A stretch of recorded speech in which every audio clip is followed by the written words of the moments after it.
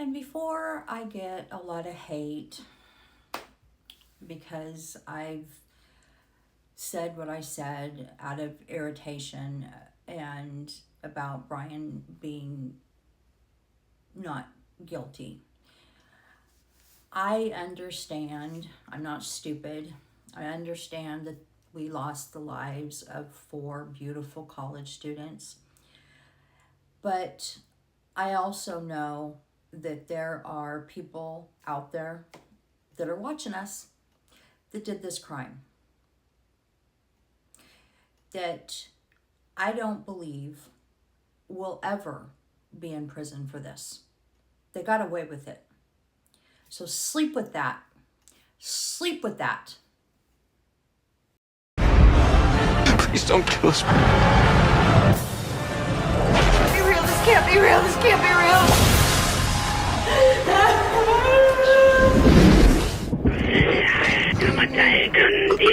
You like what you see! You guys could make millions off this.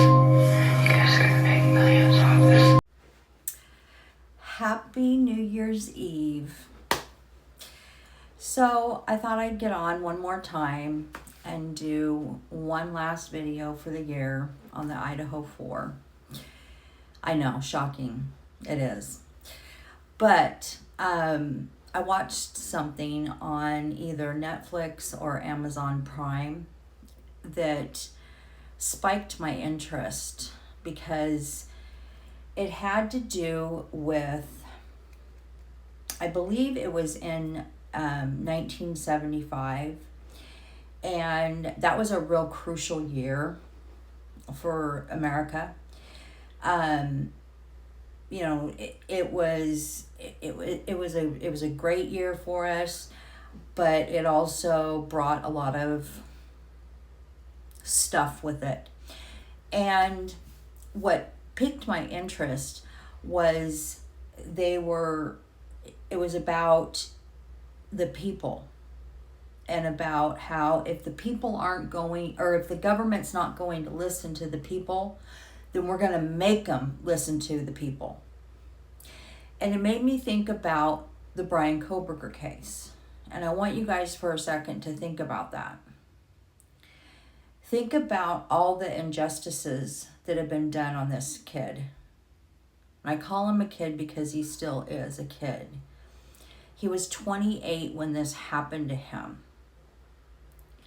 And I isolate him from the incident because I don't believe in my heart of hearts that he had anything to do with this. I just don't, you guys. I just don't.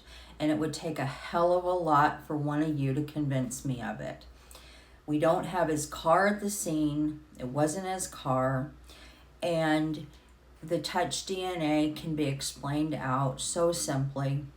And we've got blood mixture, and we've got single sourced blood DNA at the home. So there's just so much that was being lied, they were lying to the public about this case from the very beginning.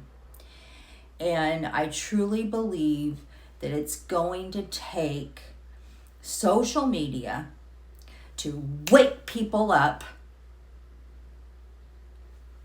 to this case and to get them to understand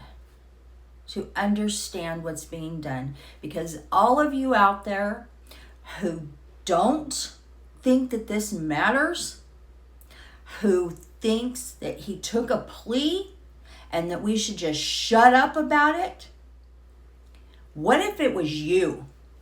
What if it was your kid? Would you want us shutting up about it?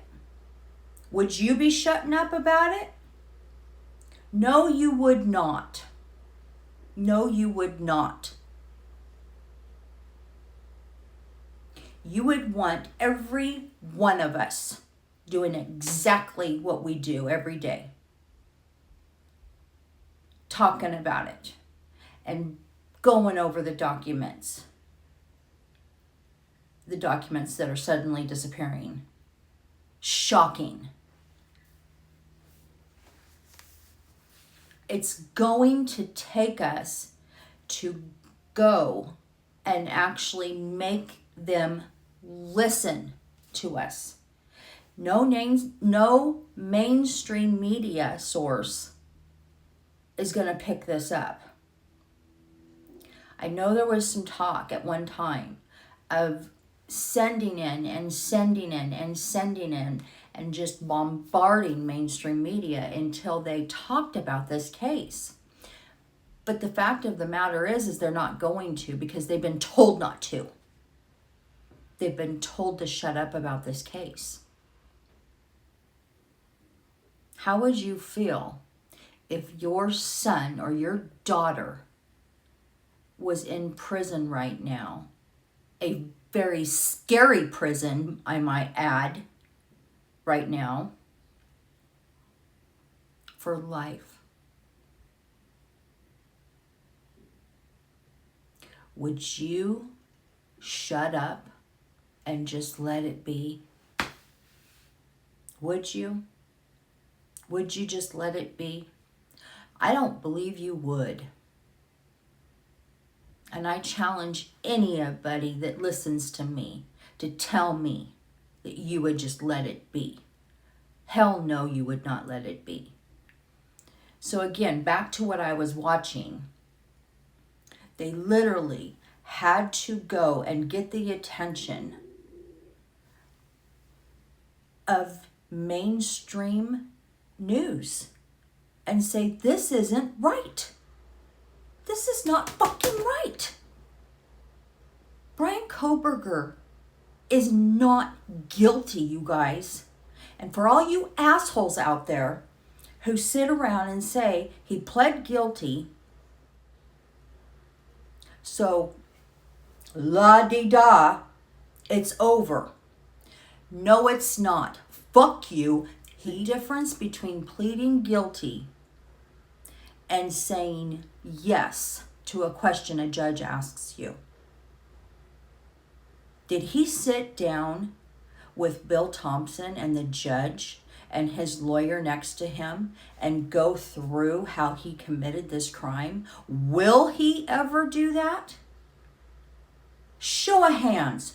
Who out there thinks that he's ever going to do that? No, he will not. You know why? And I've said this 150 million fucking times. Because he doesn't have a story to tell. He doesn't know what they want him to say. He doesn't know what they want him to say. You know what I see when I watch him walk around in Costco, where he wasn't wearing fucking gloves, Nancy Grace, and walking in Albertsons? No, he wasn't wearing gloves either. You know what I see when I seen that footage? I seen a very awkward autistic guy walking. You know what I hear when I listen to Ashley Banfield interview Josh, that Joshua character? I heard an absolute textbook description of somebody with autism. They are smart, but they are not quadruple homicide smart. They're not. They're not.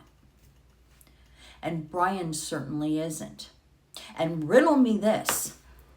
Why in the hell, if Bryan was so smart, why did he drive the one and only car, because I've heard Birdie talk about this, the one and only car that the whole freaking world is looking for, a white Elantra?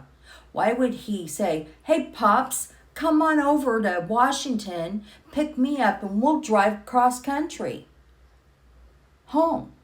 Why would he do that? Why would he do that, you guys? Think about these things. Why would he do that?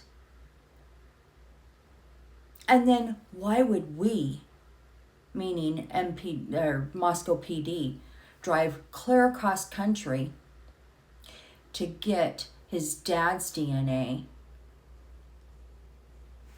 to run an IgG? when they had plenty of time. They had plenty of time from November 13th all the way to December 19th, I think it was, when he left, or 15th. They could have called up Bryan and said, hey, do you mind coming in and giving us a swab of your DNA and coming in and talking to us? Do you think Bryan would have said no? Answer me that. I want to know how many of you think he would have said no. Because I don't. I don't believe he would have said no for a second. Happy New Year.